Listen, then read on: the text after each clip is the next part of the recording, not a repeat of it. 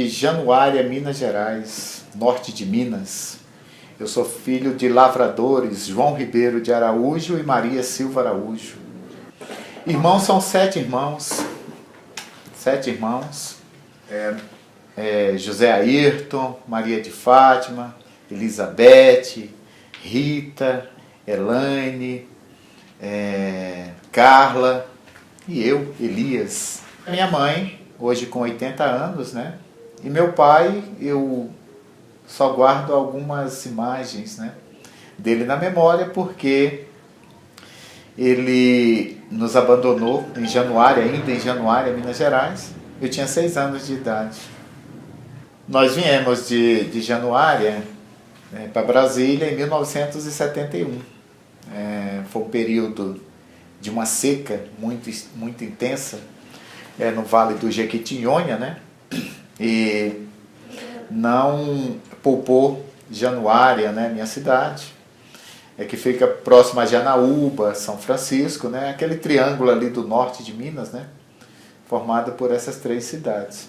Então, o Vale do Jequitinhonha, como do conhecimento de muitos, né, principalmente daqueles que moram na divisa de Minas com a Bahia, onde tem o Rio São Francisco, né, separando os estados,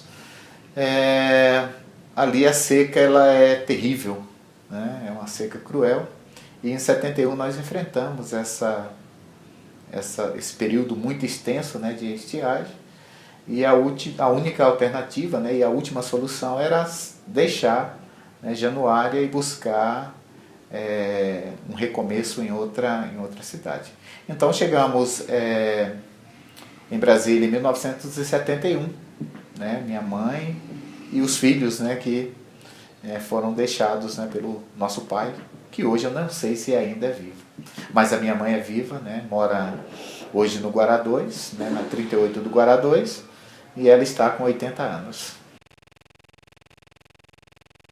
Olha só, menino de roça, né, menino do interior, do sertão, né, os grandes sertões, né, como bem diziam Guimarães Rosa, e eu sou lá do sertão de Minas, da Terra Vermelha, né? No interior, no sertão, a família é grande justamente para ter mão de obra, né? Ter mão de obra, e a mão de obra é aquela para trabalhar na roça. Porque nos sertões da vida, né, o que impera é a cultura da subsistência. Então é trabalhar a terra, né, para a sua sobrevivência.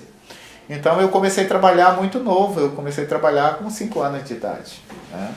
Então com 5 anos de idade eu já estava na roça, capinando, né, plantando, colhendo. A vida, isso é rotina, né, para quem está no sertão. Faz parte da cultura, né, dos pais de ir passando, né, essa tarefa, essa responsabilidade para aqueles que vão chegando. Então eu trabalhei muito cedo, comecei a trabalhar muito cedo, né, na roça, pesado, e ali eu entendi, né, o que é o sofrimento do sertanejo, né, do camponês, porque precisa trabalhar para sobreviver. É a única sobrevivência, é trabalhar a terra. O menino de roça, quem é de roça, quem também é das periferias, né, o menino ele se vira, ele busca alternativas, né, de criar a sua própria interrelações com os outros. Então, assim, eu tenho alguma lembrança de Minas Gerais, né? Mas a minha lembrança maior é aqui do Distrito Federal, porque eu cheguei aqui com 6 anos de idade. Então, assim, o que eu lembro da minha cidade, Januária, no norte de Minas, é principalmente o período de festas juninas, né? Porque tem as festas e as pessoas tinham o hábito, né, de se reunir para festejar nesse período. E eu me recordo muito bem das fogueiras na frente das casas, né, as quadrilhas, as festas, né, as comidas, né, principalmente a parte da comida. Eu lembro muito bem aqui de um bolo de puba, né, que você pega a mandioca, a gente plantava mandioca na roça, aí você pega a mandioca e você coloca no riacho para pubar, Você enfia a mandioca na lama e quando ela está pupa, né, com cheiro até não muito agradável, você transforma aquilo, né, em um bolo que fica muito delicioso quando é misturado com queijo, né? Então, assim, eu tenho essa lembrança da minha infância em Minas Gerais, né, das festas. Também a folia de reis era uma tradição. A folia de reis, onde as pessoas que estavam à frente, né, da folia visitavam as casas e você tinha por obrigação receber bem aquelas pessoas, né, alimentar, fazer alguma doação de alguma coisa. Tinha muito pouco, mas mesmo assim você tinha que doar alguma coisa, né, para quem estava à frente da folia de reis. Lembro também do Rio São Francisco, onde eu ia junto com a minha mãe.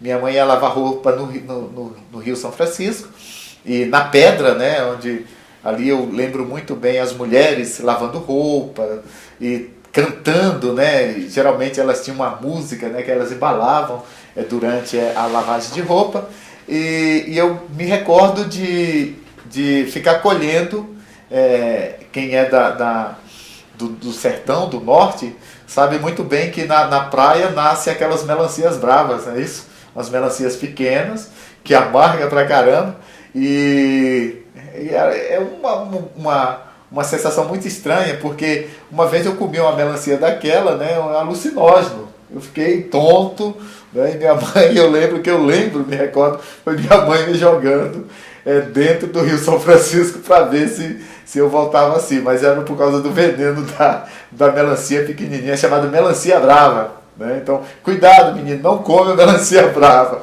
Então, assim, eu tenho essa lembrança de Minas Gerais, né, de tomar banho no rio, né? E também tem a lembrança da Praça Getúlio Vargas, né, na minha cidade, onde fica o cais, né? A gente consegue avistar o cais, e à noite era bonito você ir ver, né, o vapor chegar, né? Porque o meio de transporte no Rio São Francisco é o vapor. E o vapor chegando era uma sensação muito bonita, porque ele estava numa certa distância, né? E aquilo ali iluminava, né, no Rio São Francisco, e ele ia se aproximando. E quanto mais ele aproximava, mais a sensação, né, de ver aquele meio de transporte era uma coisa fantástica. Então eu tenho essa lembrança da minha infância. Também eu lembro em Januária colhendo frutas, né, maracujá, manga, né, jabuticaba, pitomba, né, pitomba que é oriunda do norte. Então eu tenho essas lembranças da minha cidade, isso com 6 anos de idade. Olha, a sensação, primeiro, quem mora no sertão, o meio de transporte que você tem ali é o jumento, né? Então o único meio de transporte que eu conhecia era o jumentinho, em qual eu cambitava lenha. Cambitar lenha é você ir buscar no jumento, né, a lenha para você fazer o fogo, né, o fogão de lenha. Então você tinha essa tarefa também quando menino, de buscar, de cambitar lenha no jumento. Então assim, a sensação foi uma sensação muito estranha, porque eu e meus irmãos, nós não tínhamos, não conhecia o meio de transporte, né? Nós não conhecíamos um carro, nós não conhecíamos um ônibus, e também não conhecíamos a balsa do Rio São Francisco, que atravessava com o ônibus em cima. Então assim, era uma sensação muito, muito, muito estranha, né? Quando nós embarcamos no ônibus para vir para Brasília em 1971, setembro de 1971, conta meu irmão que foi essa data. A sensação foi uma sensação muito, muito ruim, porque como a gente não tinha costume, né, de andar de ônibus, de carro, o que nós sentimos naquele momento foi umas náuseas muito fortes, né, seguida de vômito, porque a sensação de andar de carro era uma sensação estranha para a gente. E a sensação maior foi atravessar a balsa, né, esse ônibus em cima da balsa, e você atravessar o Rio São Francisco para pegar assim, a estrada do outro lado do rio. Então, é uma sensação muito estranha, né? E a viagem não foi uma viagem tão boa, confortável, foi uma viagem sofrida, década de 70. Os ônibus eram ônibus precários, né? E eu lembro que do trajeto de Januária para Brasília, o ônibus quebrou 2 vezes. Aí quando quebrava o ônibus, você tinha que ficar aguardando o conserto, não tinha baldeação. Então, assim, era uma sensação estranha. A viagem que era para durar 2 dias, né, durou 4, 5 dias, justamente por causa desses percalços, né, que aconteceu no trajeto. Então chegamos a Brasília em 1971, setembro de 1971. Confesso para você que quando o ônibus saiu ali da Vila Planalto e entrou de vez ali na esplanada dos ministérios, eu estava dormindo. Quando eu abri o olho, eu tomei um susto, porque eu nunca tinha visto tanta luz, né? Tanta luminosidade. E ali eu antecipei, né, a frase do nosso poeta Renato Russo: meu Deus, mas que cidade linda. Nós tínhamos a possibilidade de ir morar em uma chácara, né, em Vicente Pires. O meu irmão, de 14 anos, ele já estava nos aguardando na rodoviária do plano piloto, não é a rodoferroviária, né? Não tinha, na época não tinha a rodoferroviária, as pessoas chegavam mesmo na rodoviária do plano piloto. Então ali meu irmão foi nos esperar, porque ele já estava aqui em Brasília, e nós fomos para uma chácara em Vicente Pires, né, chamada Chácara Veredinha. Era uma chácara que um amigo da minha mãe, que se sensibilizou com a situação dela, conseguiu esse espaço para a gente morar lá em Vicente Pires. Olha só, quando nós chegamos em 71, só existia o Guará 1, né? Nós fomos para Vicente Pires. O Guará 2, eu acompanhei a construção do Guará 2. A construção do Guará 2 começou em 1972, né? Começou a fazer a parte topográfica, e em 1973 estava fazendo toda a parte de infraestrutura, né? Montando ali as tubulações de captação de esgoto, né? A instalação de água. E assim, eu acompanhei o crescimento do Guará 2. O Guará 2 ele não existia, e eu vi o Guará 2 surgir em 1972, 1973. A nossa chácara, né, a chácara que nós estávamos morando provisoriamente, era uma chácara de uma pessoa que nós não conhecíamos, mas um amigo da minha mãe, né, encontrou esse espaço, e como nós não tínhamos lugar para ir, né, para ficar, ele acabou levando a gente lá para esse espaço, né, onde nós ficamos um curto período, né, até o verdadeiro dono descobrir que nós estávamos lá, e um certo dia chegou e pediu para a gente desocupar, né, o espaço, porque ele não queria, né, a quantidade de meninos, né, e todos pequenos na chácara dele. Nós ficamos lá de setembro a dezembro, e nesse período era um período que Brasília chovia demais. Então, assim, eu me recordo do período chuvoso. Era período chuvoso, não é igual hoje não, né?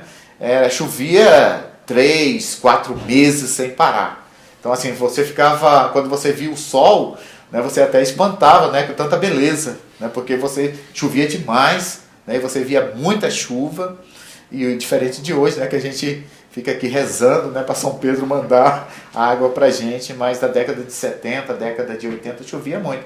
Então foi um período que nós ficamos, foi um período de chuva. Década de 70 começava a chover religiosamente no dia 15 de setembro de cada ano, né, começava a chuva. E tinha aquela chuva de agosto, né, que é chamada a chuva do caju, né?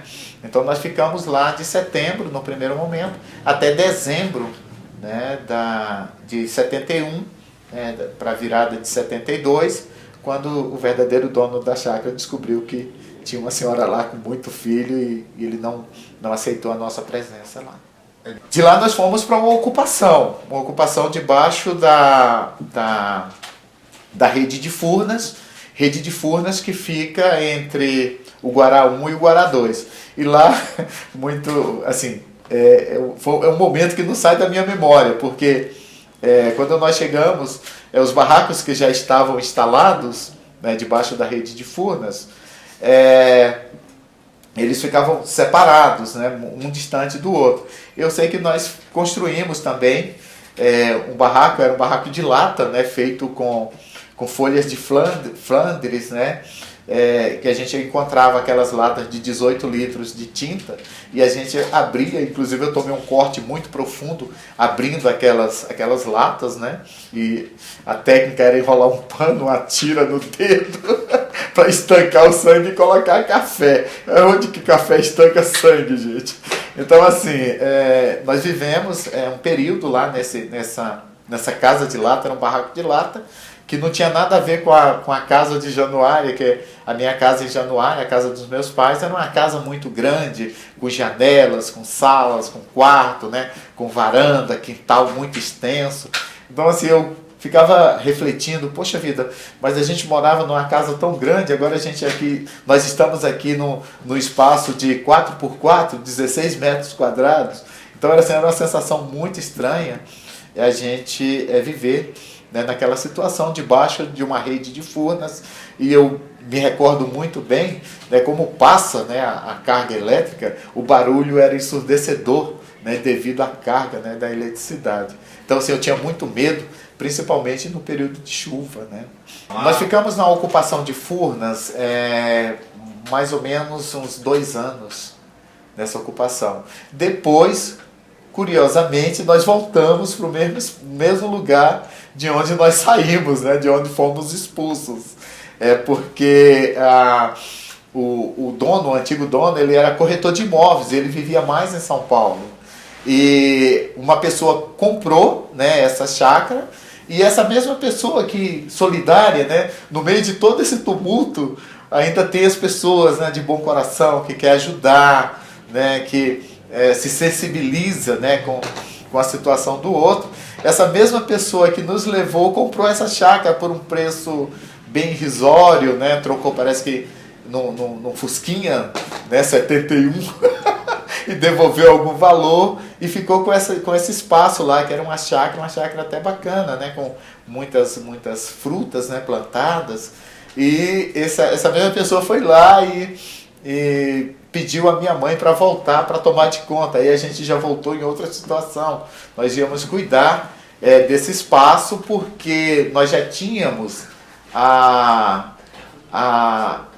facilidade, né, de lidar com a terra, de cuidar, né? Então nós voltamos para o mesmo lugar onde nós saímos, de onde nós fomos expulsos, né, digamos assim. Sim, aí voltamos em 74 para 75. Eu me recordo, ainda tenho uma memória de 74, pela construção do Guará, né, pela construção do Guará 2. Então nós voltamos, nós ficamos na rede de Furnas uns 3 anos, 71, 72, 73, 74, 75.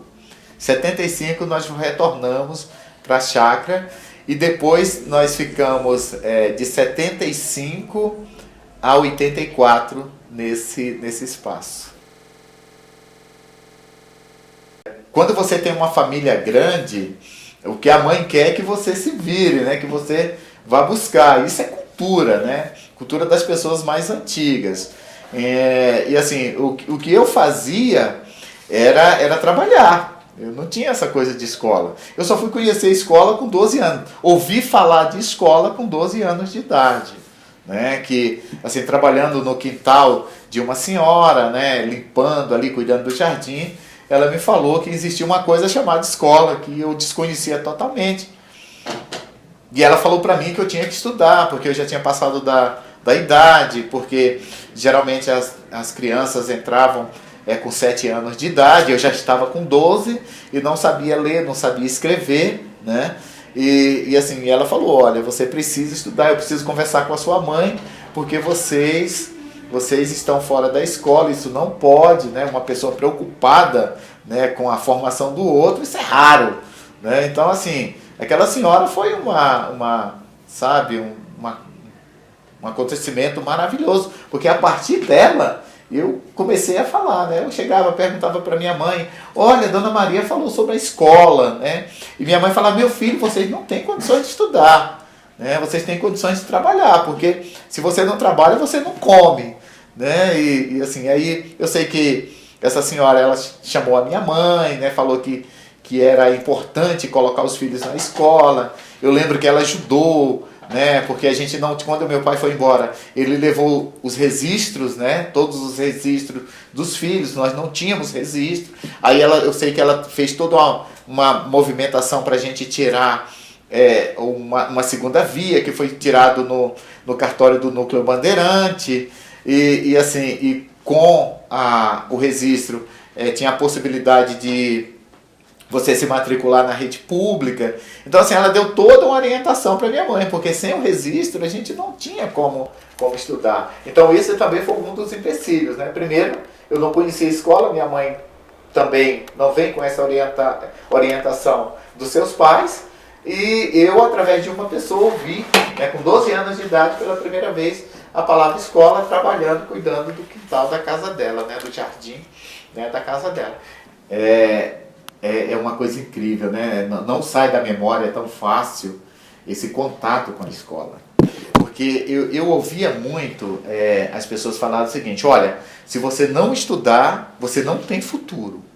Se você não estudar, você não tem futuro. E os meninos da ocupação da Vila União, né, um conglomerado de mais ou menos 300 barracos, os meninos eles trabalhavam, porque eram meninos que vinham da mesma condição social que eu, né? Então eram meninos pobres, de famílias pobres. Então o que a gente fazia?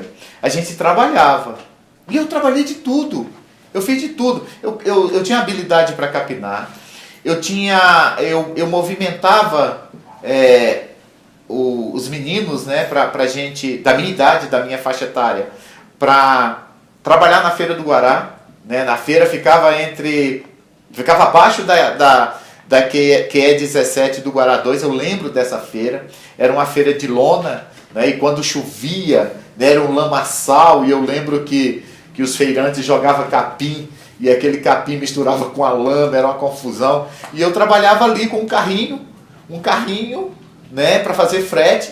E como é que era esse carrinho? 2 rodas de velocípede, né? Era uma caixa de laranja, você fazia um eixo ali, né? E pregava você mesmo 2 hastes nessa caixa de laranja, e você ia fazer, né, o frete na feira. Moço, mas quando aquilo ali quebrava, aí você tinha que carregar a caixa nas costas, você carregava o carrinho nas costas. Então, assim, eu vigiei carro na feira, eu lavei carro na feira, isso com 12 anos de idade. Aí eu tinha uma facilidade muito grande, né, de fazer as coisas, né? Eu fazia pipa para vender, eu vendia pipa na torre de televisão. Na época de manga, eu ia vender manga, ia vender abacate, né? Vendia jornal, vendia din-din, empacotava na antiga Cobal, na SAB, no Chapecó, na Casa das Banhas. Então, assim, era um trabalho, né, de rotina, de meninos de periferia. Então, eu fiz de tudo. Outra coisa que eu fiz muito, eu vendia adubo de cavalo, né, de esterco de gado, né? E a área que a gente morava tinha um espaço muito grande, onde tinha terra preta. Aí eu pegava terra preta, que é uma terra boa para você fazer canteiros, né, para você usar em plantas, e eu misturava essa terra preta com adubo de cavalo. Então é o seguinte, adubo de cavalo, você pegava ele no mato, né, levava para sua casa, fazia um monte, e você com um porrete, você ia quebrar ele todinho, né, quebrava todo ele, e depois você juntava com a terra preta. Ali eu vendia um carrinho a R$5, né, hoje, digamos, R$5 cada carrinho. E durante o dia eu fazia esse transporte. Eu ia para a rua, né, com esse carrinho, vender. E era uma prática, né, que todos os meninos faziam. Então a concorrência era muito grande, né, porque os meninos faziam isso.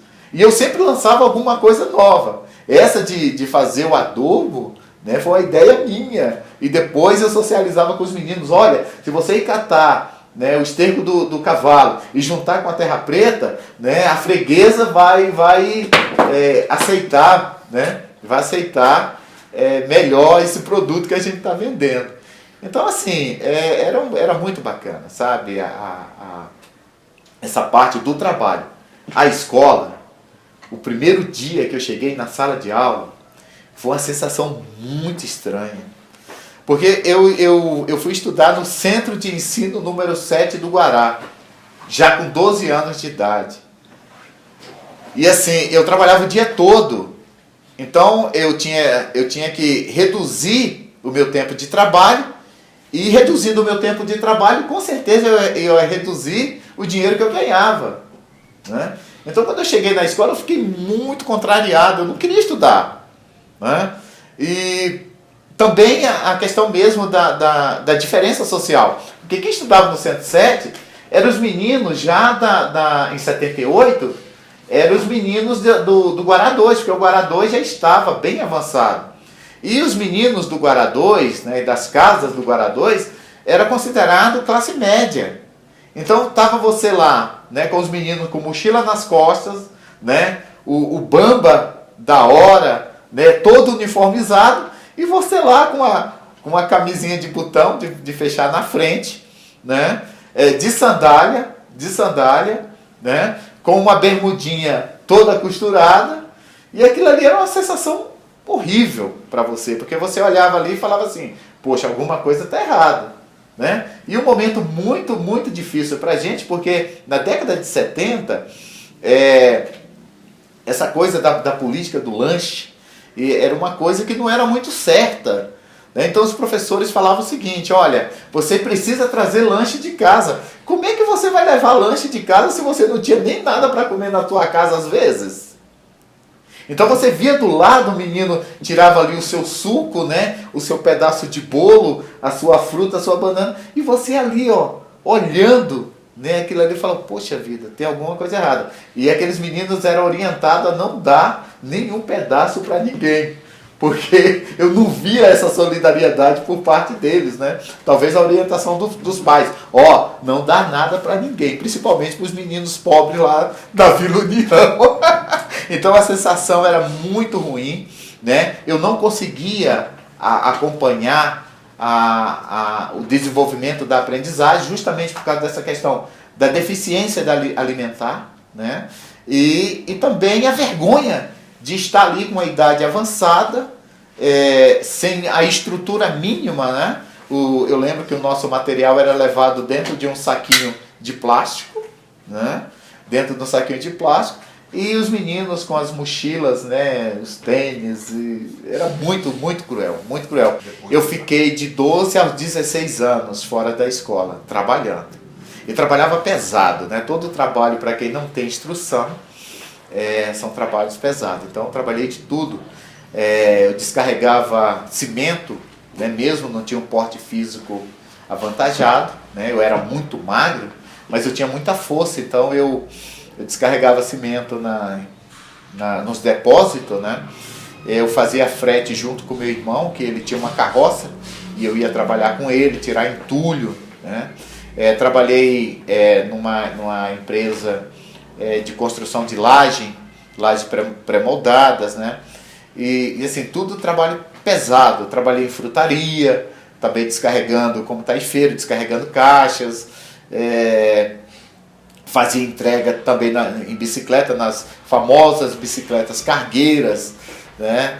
E assim, sempre pesado. De 12, né, experimentei com 12 anos, fiquei pouco tempo, mas só fui retornar com 16 anos no projeto Mobral, né, que é o Movimento Brasileiro para a Alfabetização. Foi no Mobral que eu consegui me alfabetizar. E eu me alfabetizei muito rápido.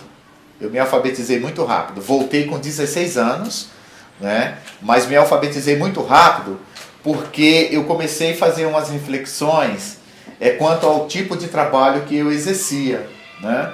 Então, quando você trabalhava o dia pesado, quando era noite, você estava o quê? Exausto. Exausto. Então, eu falei, eu conversava com os meus colegas, né, os amigos da minha faixa etária, 15, 16, 17 anos, falava, olha, nós precisamos estudar, porque se a gente não estudar, só vai sobrar para nós isso aqui.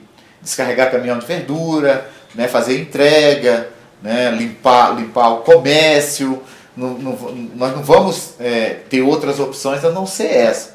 Então eu era um instigador dos meus colegas para eles estudarem, mas eles não queriam. Eles achavam que aquele trabalho, né, era o trabalho da hora, né, eles estavam muito bem adaptados àquele tipo de trabalho. E eu não estava adaptado justamente por causa do meu condicionamento físico, né, e de tantas pessoas falar para mim, olha, você precisa estudar, porque o seu futuro vai estar na escola. Então eu me alfabetizei com 16 anos no Mobral, logo eu fui para o supletivo, e sair do Mobral para o supletivo era um salto significativo, né? E eu me recordo, nesse período eu estava no Centro 1 do Guará 2, que fica entre a 34 e a 36 do Guará 2. Em que ano? 1983, 1982, 1983, 1984 e 1985.